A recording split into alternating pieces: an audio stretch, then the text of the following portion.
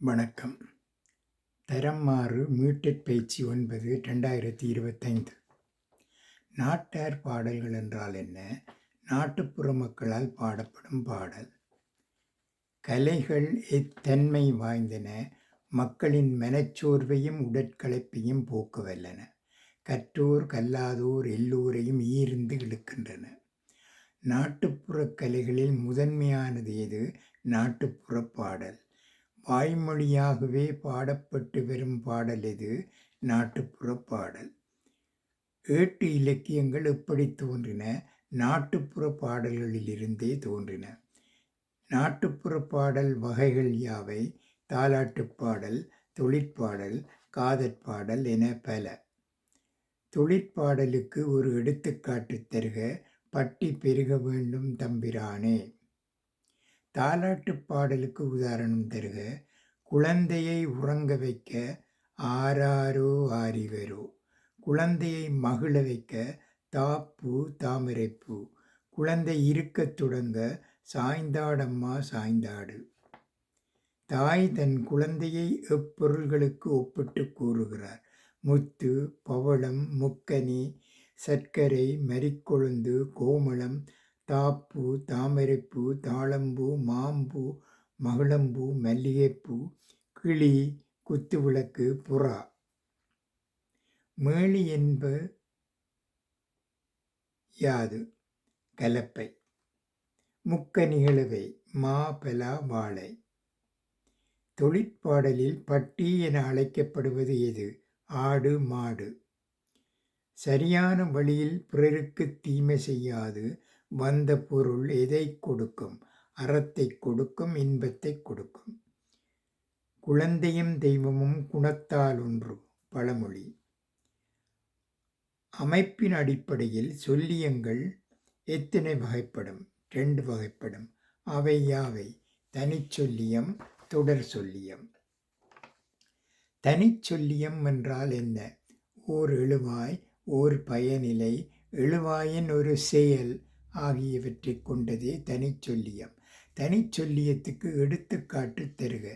தாமரை மலர் குளத்தில் மலர்ந்தது.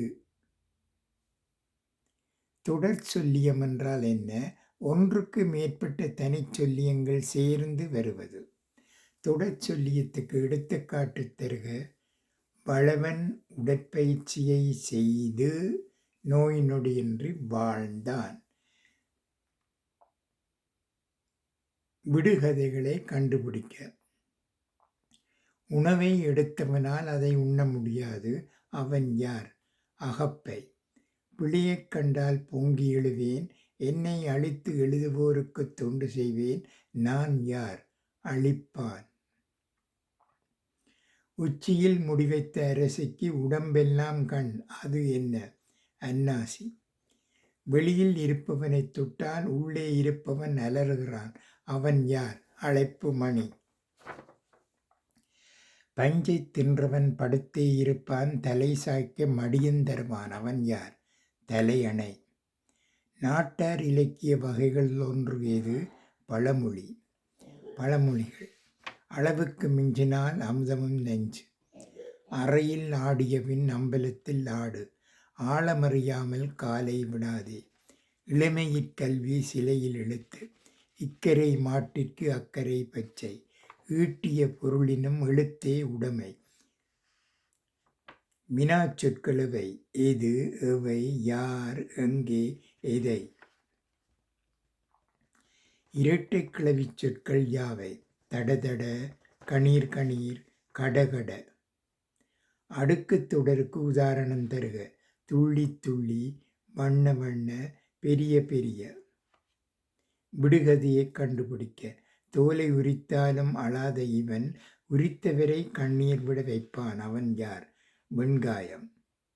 புறப்பட்ட இடம் தெரியும், போய்ச்சேரும் இடம் தெரியாது. அது என்ன? முகில்.